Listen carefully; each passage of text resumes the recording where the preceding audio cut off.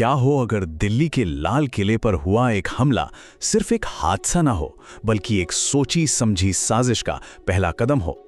आज हम इसी चौंकाने वाली थियरी को परत दर परत समझने की कोशिश करेंगे। तो चलिए इस कहानी में सीधे उतरते हैं। कहानी की शुरुआत ही इसी एक सवाल से होती है, जो हमें सीधे इस विश्लेषण के सेंटर में ले जाता है। यह हमें सोचने पर मजबूर करता है कि क्या जो हमें दिख रहा है वो पूरी सच्चाई है, या फिर पर्दे के पीछे कोई बहुत बड़ा खेल चल रहा है। जरा उस मंजर के बारे में सोचिए। लाल किले के पास एक जोरदार धमाका और पूरे शहर में अफरा तफरी और डर का माहौल। शुरुआती खबरों में कुछ भी साफ नहीं था, सिर्फ कंफ्यूजन और अनिश्चितता। आमतौर पर ऐसे हमलों के बाद यही सवाल उठते हैं, है ना? पर यहाँ पर सोर्स एक बिल्कुल अलग ही एंगल की तरफ इशारा करता है कि ये हमला तो बस एक ट्रिगर था, किसी बहुत बड़ी पहले से तैयार की गई रणनीति का सिर्फ एक हिस्सा। तो चलिए इस थ्योरी की पहली लेयर को देखते हैं, जो इस हमले को देश के अंदर चल रही कुछ और बड़ी मिलिट्री एक्टिविटीज से जोड़ती है। यहाँ से चीजें बहुत दिलचस्प हो जाती हैं। देखिए, एक ही समय के आसपास 4 बड़ी घटनाएं हो रही थी।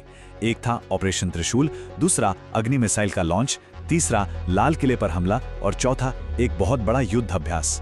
थ्योरी ये है कि इन सब का एक साथ होना सिर्फ एक इत्तेफाक नहीं हो सकता। और सोर्स यहीं पर अपना सबसे बड़ा सवाल खड़ा करता है। क्या ये सारी गतिविधियां अलग अलग थीं, या फिर ये एक बड़े खेल के लिए बिसात बिछा रही थीं, जिसमें लाल किले का हमला सिर्फ एक मोहरा था खेल को शुरू करने के लिए। अब ये कहानी सिर्फ देश तक ही सीमित नहीं रहती, अब ये फैलती है ग्लोबल स्टेज पर। चलिए देखते हैं कि कैसे घरेलू घटनाएं एक ग्लोबल चेस बोर्ड का हिस्सा बन जाती हैं। सोर्स हमारा ध्यान खींचता है इन इंटरनेशनल मिलिट्री अभ्यासों की तरफ।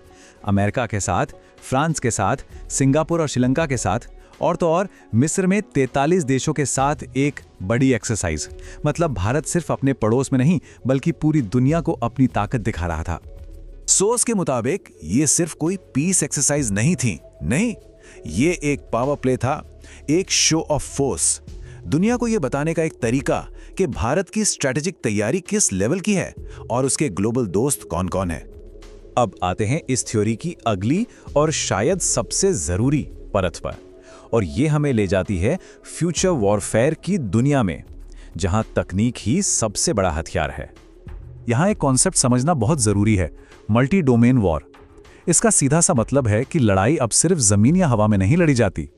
अब हमला जमीन, हवा, पानी, स्पेस और साइबर वर्ल्ड, यानी हर जगह से एक साथ होता है। तो इस नए जंग के मैदान के हथियार क्या हैं? सोर्स के मुताबिक ये हैं AI ड्रोन्स, जो खुद अपना टारगेट चुनते हैं, वर्चुअल रियलिटी में वॉर की प्रैक्टिस, और एक साथ हर डोमेन से सिंक्रोनाइज्ड अटैक। मतलब ये अब बंदूकों की नहीं, बल्कि एल्गोरिदम और डेटा की लड़ाई है। और यही सोच हमें इस कोटेशन पर लाती है, जो इस पूरे स्ट्रैटेजिक शिफ्ट को एक लाइन में बता देती है। मतलब अब इंतजार करने वाला, रिएक्ट करने वाला रवैया नहीं रहा, अब खेल की शुरुआत खुद की जाती है।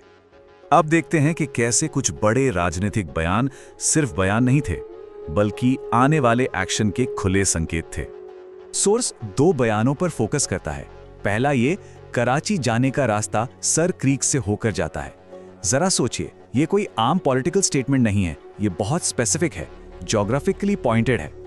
और फिर ठीक अगले ही दिन दूसरा बयान आता है, जो चेतावनी के लेवल को और भी ऊपर ले जाता है। भाषा अब और भी ज्यादा डायरेक्ट और सख्त हो गई है। तो क्या ये सिर्फ बातें थीं? सोर्स का कहना है बिल्कुल नहीं, ये असल में एक नए अघोषित ऑपरेशन की पब्लिक अनाउंसमेंट थी। ये सिर्फ धमकी नहीं, बल्कि एक ऐलान था। तो अब इन सारी कड़ियों को जोड़ते हैं, सारे डॉट्स कनेक्ट करते हैं। इस शतरंज के खेल का एंड गेम यानी अंतिम चरण क्या था? और यहां सबसे बड़ा सवाल सामने आता है, अगर ये थ्योरी सही है, तो क्या इसका अंजाम सिर्फ बॉर्डर पर एक छोटी मोटी झड़प होगी, या फिर ये इस पूरे उपमहाद्वीप का इतिहास और भूगोल दोनों हमेशा के लिए बदलने की एक बड़ी योजना है? इस पूरे विश्लेषण का जो सार है, जो सबसे जरूरी पॉइंट है, वो ये है। सोर्स का तर्क है कि वो धमाका असल घटना थी ही नहीं, वो तो बस एक वजह थी, एक बहाना था, जो एक बहुत बड़े पहले से प्लान किए गए एक्शन के लिए तैयार किया गया था। और आखिरी में सोर्स इस एक पावरफुल लाइन के साथ अपनी बात खत्म करता है, जो हमें सोचने पर मजबूर कर देती है कि क्या वो सिर्फ एक हमला था या फिर ग्लोबल पावर के नियमों को बदलने वाले एक नए युग की शुरुआत।